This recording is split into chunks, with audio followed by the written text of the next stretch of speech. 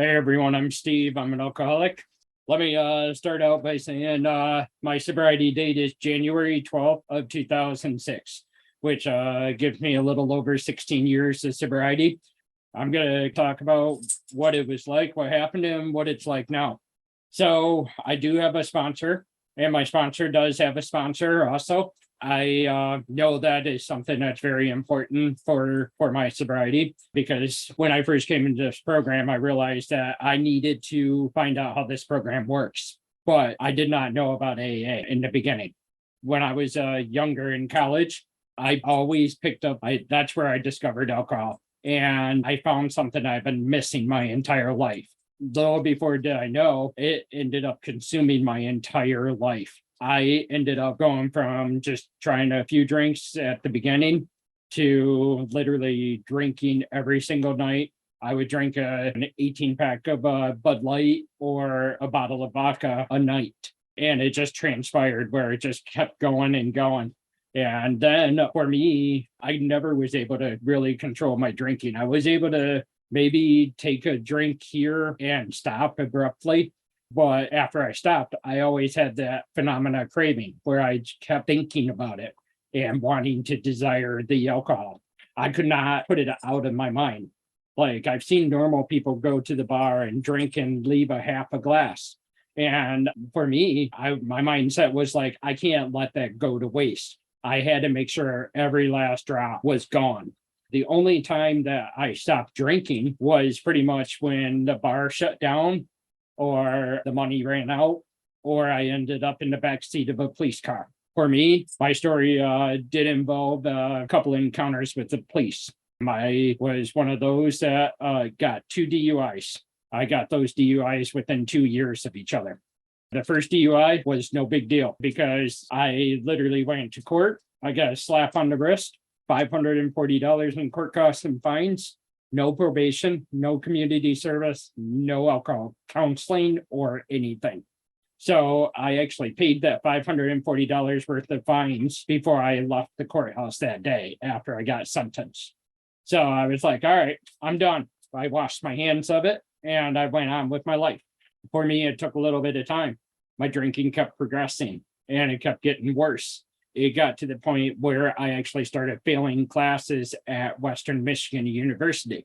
I was actually placed on academic probation because of my drinking history, which really kind of pissed me off because I was kind of in the mindset of where does the college get away with saying that I have a problem?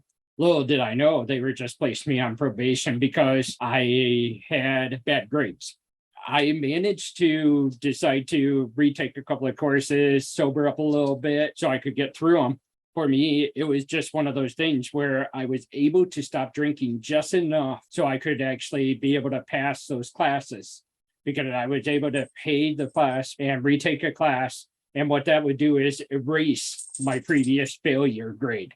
If I got an F for failing that class and I retook a class and I ended up getting a B, that wiped out the F. So it did not count toward my GPA. So I ended up spending a few $1,000s retaking classes for that one semester. And, I finally got done, graduated college, ended up moving to Grand Rapids, Michigan. Thought moving location was going to help me because I thought it was going to help get me a new job.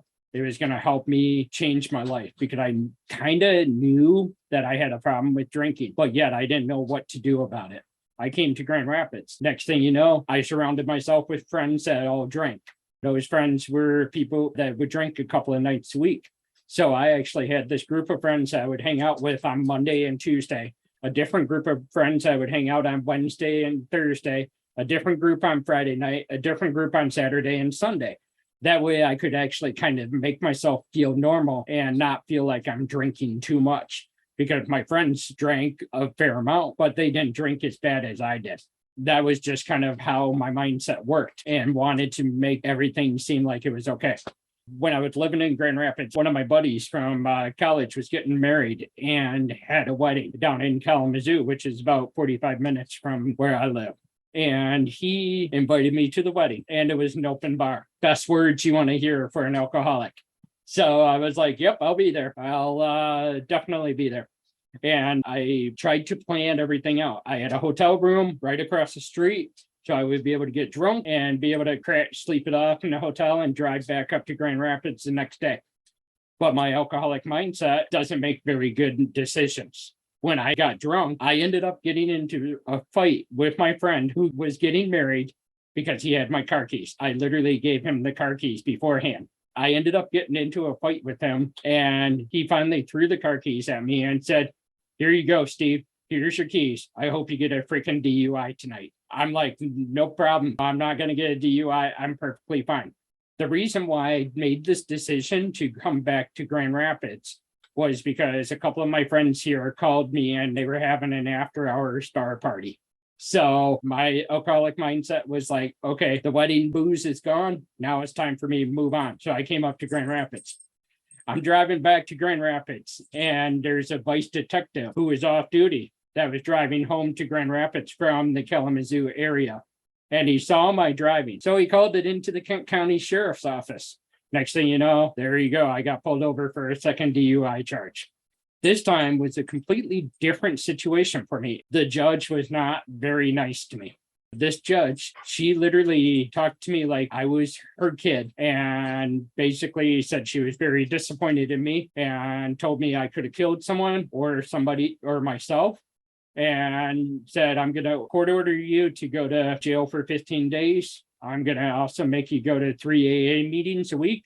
And you're on 2 years of probation, plus $1,500 worth of court costs and fines and a breathalyzer after a year of no license." I got hit pretty hard. I heard all that, and then I went to jail. While I'm sitting in jail, I was reading this Bible because that was the only thing I can get my hands on. And I was raised Lutheran, so I am a Christian, but I didn't think my God would want to help me because I did everything wrong when I was drinking. I basically put him out, kicked him to the curb. And yet, while I'm sitting there in the jail, I said, "God help me. I don't know what to do. I can't get sober." And in the work release where I was, there was an announcement that came over the PA system that said, "Alcoholics Anonymous meeting in 10 minutes in this room."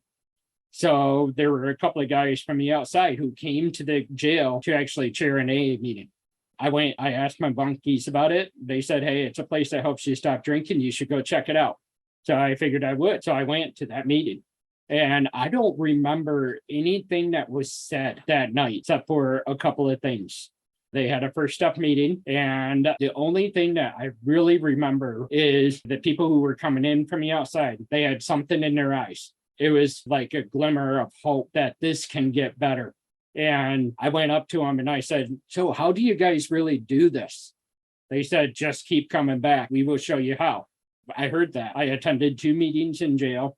Once I got out, I probably went to 180 meetings in 90 days. And this was before Zoom really took off with online meetings. What happened for me was I would go to work from 8 till 4 o'clock. And since I didn't have a license, one of my coworkers drove by the North Alamo Club on his way home. He would drop me off at the club so I could hit a 5:30 meeting. So I would sit there at the club from 5:30, go to that 5:30 meeting, and then it would take me 2 hours to ride the city bus to get back home. So what I actually found out was that there was this group of young people who actually came to the 8 o'clock meetings. And those young people actually lived by my house. So I would actually end up staying for the 5:30 meeting and then stay for the 8 o'clock meeting and then get a ride home from one of the young guys that was in the program. Anytime I needed a ride, they were willing to give me a ride. They were never asked me for any money. They never, even if I offered it, they wouldn't take your money. They always would tell me, "Just pay it forward when you help the next suffering alcoholic." That's what they would tell me. So it kind of got drilled into my head. I started working the 12 steps, started getting involved. For me, I had to get involved in a lot of things. I had to get involved with Mickey Paw. I got involved with Mickey Paw when I was 7 months sober. And now I'm 16 years sober and I'm still involved with Mickey Paw. I am actually the treasurer for the Mickey Paw group for our convention that's going to be held in November. And Mickey Paw changed my life because I went to this convention and I saw how there were all of these young people. like literally 500 or 600 young people all dancing on chairs, cheering and screaming, doing the crazy chant. I love the chants, I love the we love you lots and lots, and all that stuff. It's so much energy. And when I saw the energy, I just kind of like literally got sucked into it. I've been involved with Mickey Paw ever since. It changed my life. One of the things that really had a good impact for me on that was that I made an amend that I never thought I was going to make at my first Mickey Paw convention. I had this person that was on my list, and my sponsor told me that I needed to always be willing. And the reason why I told him that I wasn't going to be able to make this amend was because when I got sober, I changed my phone number. I moved. So I lost all ways to contact him. And when I ended up finding his phone number, he also changed his phone number.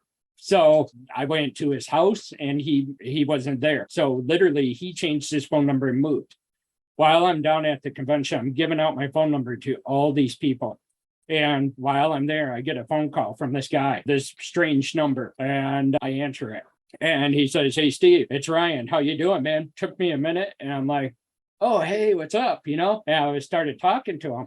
And I remembered that I needed to make that amendment that my sponsor told me I needed to always be willing to do. So I actually said, "I have a couple hours free around lunchtime on Saturday. Would you like to meet up?" And turned out that he was in Kalamazoo at the time too. He was visiting his mom and was in Kalamazoo. He actually moved out of the city. He said, "Yeah, sure, no problem. We'll do it." So we ended up getting together for lunch. And I started to share my story. I started to be open and honest with what I was doing. While I shared this, he just sat there in amazement and just watched me and listened. And then when I was ready, done, and I had money that I was going to give to him that I stole from him, he ended up saying one thing. He said, "Steve, I accept your amend, and I want you to just buy lunch, and we're going to call it even. I want to also tell you that I am sober, and I've been clean from weed for 6 months at the time." So he literally got sober a couple months after I got sober. Somebody in the program maybe somehow got the word got to him, or he saw me at the convention and tracked down my phone number. I don't know. I can't figure it out, but I'm not going to sit there and try and analyze it because I believe it's a higher power thing. My higher power purposely put that situation in my life for a reason so I could make that amend. And that was the point when I had what the big book calls the spiritual experience, because my life changed. I came back to that convention. I was on fire. The guys who brought me to that convention in Kalamazoo were like just in amazement. They're like, "Dude, what the heck happened?" They could tell that I was bubbling with this energy. And I explained them to them. And they said, "Dude, you just had a spiritual experience. That's what this is all about."